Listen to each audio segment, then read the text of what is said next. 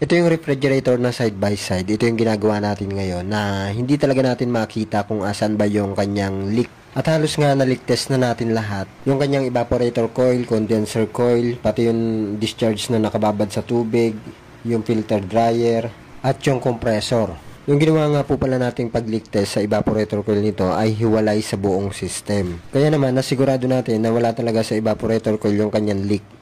Sa mga ganitong problema, hindi man natin siya makita, alam na natin kung nasaan siya banda. Oo, tama ka ng hinala, master. Yan din yung hinala ko. Nasa loob siya ng body ng ating refrigerator. Kaya naman hindi natin siya makita. Ito yung discharge line na naka-build in sa ating refrigerator na dumiretso naman ang ating filter dryer. Kaya naman, nag-request na lang tayo sa may-ari na kung maaari ay i-bypass na lang natin yung naka-build in na condenser coil at mag-adapt na lang ng panibagong condenser coil dito sa labas. Hindi man siya ganun kagandang tingnan pero ito na lang yung ating huling paraan. Hindi ko na rin mabilang kung ilang beses na natin ginawa yung ganitong technique pero sa awa ng Diyos, epektibo talaga yung ganitong technique.